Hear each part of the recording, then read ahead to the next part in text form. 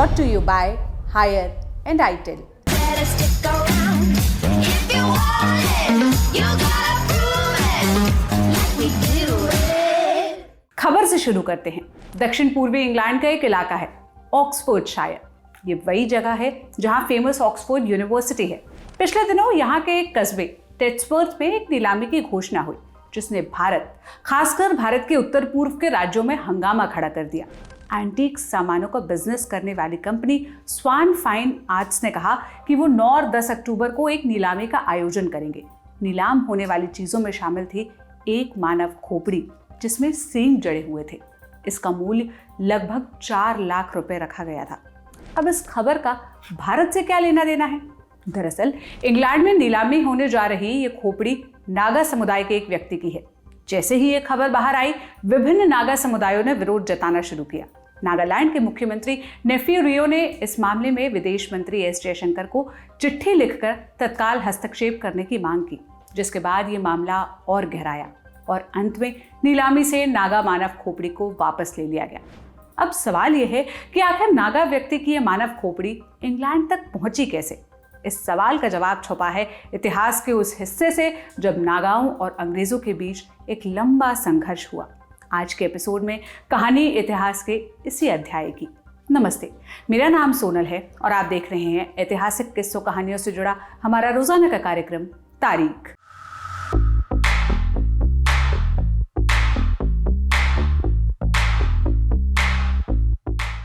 कहानी की शुरुआत होती है 19वीं सदी में। अंग्रेज हिंदुस्तान आए। 1826 में वो पहुंचे असम, लेकिन उनको चैन नहीं आया। वो संसाधनों को हथियाने के चक्कर में और आगे गए, जंगलों और पहाड़ों की तरफ। और इस तरह वो पहुंचे उस इलाके में जिसे नागा हिल्स कहा जाता है। इलाके का नाम पड़ा था उन जनजातियों के नाम पर जो उस इलाके में बसती थी। नागा एक अकेली कौम का नाम नहीं है, ये जनजातियों का एक समूह है। हर जनजाति अपने आप में अनोखी होती है, लेकिन कुछ चीजें इन्हें नागा पहचान में बांधती हैं। मिसाल के लिए एक वक्त था जब कई नागा कबीलों में सिर उतार लेने की परंपरा थी। एक नागा के लिए अपने दुश्मन का सिर उतार लेने से ज्यादा वीरता वाला कोई और काम नहीं होता था। इस परंपरा से अंग्रेज बहुत खौफ खाते थे। अंग्रेज का नागाओं से पहला कांटेक्ट हुआ 1832 में, जब 2 ब्रिटिश अफसर फ्रांसिस जेनकिंस और आर.बी. पेम्बरटन 700 सिपाहियों और 800 कुलियों के साथ नागा इलाकों में दाखिल हुए ताकि चाय का बिजनेस बढ़ाने के लिए मणिपुर और असम के बीच एक रास्ता बना सकें। नागाओं ने अपने इलाके में जब विदेशी फौज को देखा तो उनका नाराज होना लाजमी था। यहीं से अंग्रेज और नागाओं के बीच टकराव की स्थिति बननी शुरू हो गई। नागा लोग छापामार लड़ाई के लिए जाने जाते थे। 1935 में उन्होंने असम में अंग्रेजों के कंट्रोल में आने वाले नॉर्थ कछार के कुछ गांवों पर हमला बोल दिया। इसके बाद समय समय पर ऐसी रेड्स होती रही।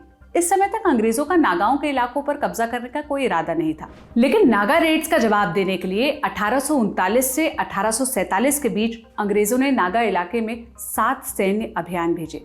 नागाओं के 2 गांव खोनोमा और मेजोमा, इनसे अंग्रेजों को सबसे ज्यादा खतरा था। इसलिए 1839 में एक ब्रिटिश अफसर को खोनोमा भेजा गया ताकि वो नागाओं की ताकत का जायजा ले सकें। ये मुहिम फेल रही। इसके बाद 1840 में ब्रिटिश फौज ने नागाओं के इलाके पर हमला करते हुए उनके 5 गांवों को जला दिया और 11 नागाओं को गिरफ्तार कर अपने साथ ले गए। इस गिरफ्तारी का 2024 में ब्रिटेन में हुई खोपड़ी की नीलामी से संबंध था। हालांकि उस पर बात आगे करेंगे। अभी देखते हैं कि आगे अंग्रेजों और नागाओं के बीच रिश्तों के समीकरण कैसे बदले। अंग्रेजों ने साम, दाम, दंड, भेद तमाम नीतियां अपनाई। 1845 में कैप्टन जॉन बटलर नाम के एक ब्रिटिश अफसर को नागा पहाड़ियों पर भेजा गया। इस बार उद्देश्य लड़ाई नहीं था। बटलर अपने साथ हाथी के दांत, कपड़े, भाले जैसे तोहफे लेकर आए थे।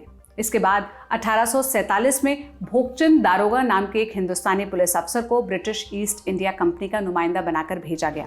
इन दोनों अभियानों में किसी प्रकार की हिंसा नहीं हुई थी, इसलिए अंग्रेजों के हौसले बढ़ते गए।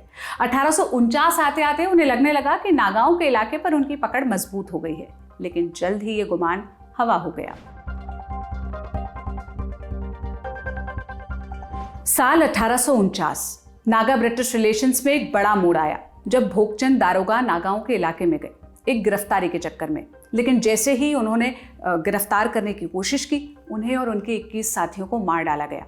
इस घटना के बाद नागाओं और ब्रिटिशर्स के बीच तनाव चरम पर पहुंच गया। अंग्रेजों ने जवाबी कार्रवाई करते हुए कैप्टन विंसेंट को भेजा। विंसेंट ने नागाओं के इलाके के बाहर कैंप लगाया, जिसमें नागा योद्धाओं ने आग लगा दी। कैप्टन विंसेंट लौट गए, लेकिन अगले साल एक बार फिर उन्होंने मुहिम चलाई। एक बड़ी फौज के साथ उन्होंने मेजोमा पर धावा बोल दिया। इस बार उनके साथ कछार लेवी नाम की पैरामिलिट्री फोर्स की एक टुकड़ी थी। कछार लेवी भारत की सबसे पुरानी पैरामिलिट्री फोर्स थी। वर्तमान में इसे हम असम राइफल्स के नाम से जानते हैं। बहरहाल, कैप्टन विंसेंट ने 6 महीने तक अभियान चलाया। कोहिमा में एक किला हुआ करता था। कहा जाता है कि इस किले की हिफाजत इतनी मजबूत थी कि 75 गज की दूरी से दागे गए गोले भी इसे खास नुकसान नहीं पहुंचा पाए। चूंकि नागा लड़ाकों के पास बंदूक जैसे हथियार नहीं थे, इसलिए इस लड़ाई में उन्हें हार का सामना करना पड़ा। कैप्टन विंसेंट ने इस दौरान कोहिमा गांव को पूरी तरह जलाकर खाक कर दिया। इस घटना के बाद 7 साल तक ब्रिटिश फौज नागाओं के इलाके में तैनात रही, लेकिन फिर आया साल 1857 का। 1857 की क्रांति के बाद अंग्रेजों की पॉलिसी में चेंज आया। उन्हें लगा नागाओं के इलाके में दखल न देना ही बेहतर होगा, लिहाजा 1857 में ब्रिटिश फौज को वापस बुला लिया गया। 1857 में ब्रिटिश फौज नागा टेरिटरी से हट गई, लेकिन इस दौरान हुए जुल्म का बदला लेने के लिए नागा योद्धाओं ने ब्रिटिश छावनी पर 22 बार रेड डाली, जिसमें 55 लोग मारे गए। इस संघर्ष का पॉलिटिकल हल ढूंढने के लिए 1866 में ब्रिटिश सरकार ने एक बड़ा कदम उठाया।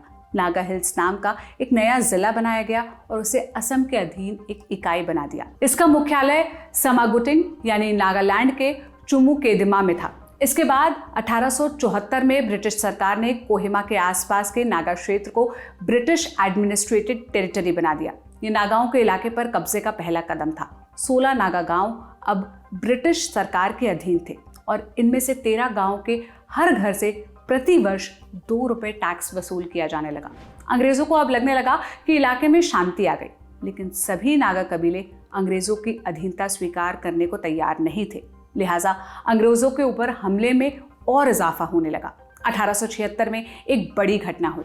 कैप्टन जॉन बटलर नाम के एक राजनीतिक अधिकारी आज के नागालैंड के बोखा जिले के एक गांव में पहुंचे हुए थे। यहाँ उनकी नागा लोगों से झड़प हो गई, लिहाजा अगले ही दिन एक ब्रिटिश टुकड़ी ने गांव पर हमला कर उसे जला डाला।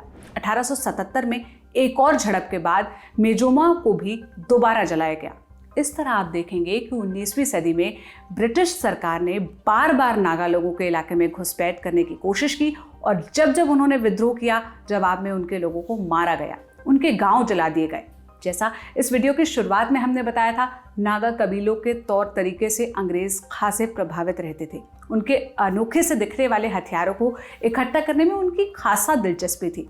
लिहाजा जितनी बार भी अंग्रेजों ने नागाओं पर हमला किया, वे वहां से चीजें लूट कर ले गए।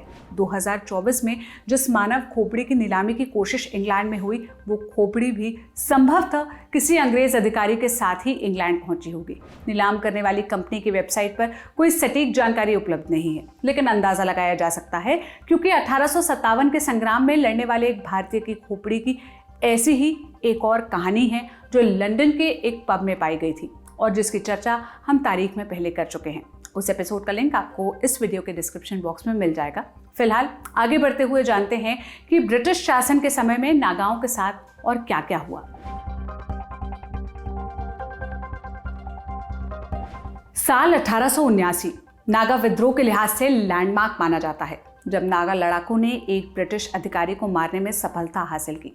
नागा हिल्स के डिप्टी कमिश्नर का नाम था गाइबन हेनरी डैमेंट। डैमेंट को खबर मिली कि नागा गांव गुप्त रूप से हथियार इकट्ठा कर रहे हैं। ऐसे में 13 अक्टूबर 1879 की रात डैमेंट ने एक टुकड़ी के साथ जोत्सोमा, कोहिमा और मेजोमा गांव पर धावा बोल दिया।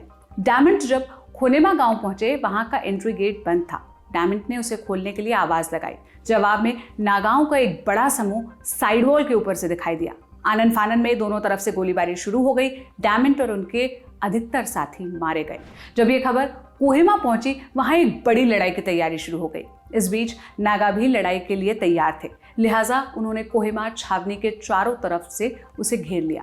छावनी के अंदर रसद पहुंचनी बंद हो गई। भोजन और पानी की कमी से जवानों का बुरा हाल होने लगा। लिहाजा अंत में कर्नल जॉन स्टोन, जो मणिपुर में अंग्रेजों के पॉलिटिकल एजेंट थे, वो 2000 सैनिकों को लेकर कोहिमा पहुंचे और सीज खुलवाई। कोहिमा छावनी पर सीज हट गई, लेकिन इस घटना ने ब्रिटिश शासन को हिला कर रख दिया। लिहाजा सरकार ने नागाओं के खिलाफ एक निर्णायक लड़ाई की तैयारी शुरू कर दी।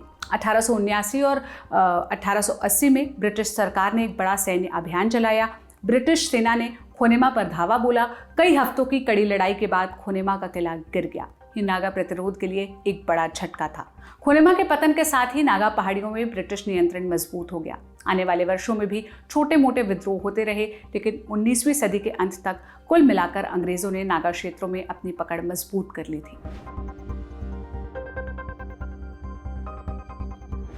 यहां से आगे हम 20वीं सदी में आते हैं। नागाओं और ब्रिटिश सरकार के बीच तनाव जारी था, लेकिन इस दौर में नागा समाज में कुछ बड़े बदलाव भी रहे। मसलन ईसाई मिशनरियों का प्रभाव पड़ा, जो नागाओं के पारंपरिक धर्म और रीति रिवाजों को बदल रहा था। नागाओं की तरफ से इस दौरान कोई बड़ा सैन्य संघर्ष नहीं हुआ, लेकिन नागा अपनी स्वायत्ता मेंटेन करके रखना चाहते थे। इसका एक उदाहरण हमें मिलता है 1929 में।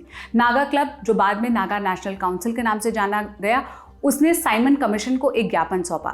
इसमें उन्होंने मांग की कि नागाओं को ब्रिटिश भारत में प्रस्तावित सुधारों और नए टैक्सों से मुक्त रखा जाए। उन्होंने स्पष्ट रूप से कहा, हमें हमारे हाल पर छोड़ दिया जाए। अंग्रेजों ने 1947 तक नागाओं के मसलों पर ज्यादा दखल नहीं दिया। हालांकि उनका इलाका ब्रिटिश सरकार के अधीन ही रहा। आज़ादी के बाद कुछ नागा नेताओं ने भारत से अलग एक स्वतंत्र राष्ट्र की मांग की। हालांकि पाकिस्तान के शोर में इस मुद्दे पर ज्यादा ध्यान नहीं दिया गया। नागा गुट लंबे समय तक सशस्त्र संघर्ष में लिप्त रहे। कई बार आर्मी भेजी गई। लंबे समय तक ये मसला पेचीदा बना रहा और आज भी कई मुश्किलें बनी हुई है। बहरहाल, ब्रिटिश शासन के अधीन नागाओं के इतिहास का चैप्टर रिवाइज करने पर हमें पता चलता है कि हेड हंटिंग जैसी प्रथाएं, जो पूर्व में कुछ नागा कबीलों की पहचान हुआ करती थी, अंग्रेज उन निशानियों को एक्सोटिक कलेक्शन की तरह इंग्लैंड ले गए और आज इसे एक शोपीस की तरह बेचा जा रहा है। इस नीलामी का विरोध करने वाले नागा रिप्रेजेंटेटिव समूह का कहना है कि इस तरह की हरकत से नागाओं के प्रति पूर्वाग्रहों को बढ़ावा मिलता है। इसलिए इस नीलामी का एक पक्ष तो ये है कि आप चोरी की चीज को अपना बताकर नीलाम कर रहे हैं। दूसरा, इससे आप एक समूह विशेष के बारे में ऐसी मान्यताओं को बढ़ावा दे रहे हैं जिनके नाम पर पहले ही उनसे भेदभाव किया जाता है। नागा इतिहास पर हमारा ये एपिसोड आपको कैसा लगा, कमेंट्स में बताइएगा। ये लिखा था मेरे साथी कमल ने। आज के लिए इतना ही। बाकी देश और दुनिया की तमाम खबरों और रोचक किस्सों के लिए लल्लन टॉप देखते रहिए। शुक्रिया।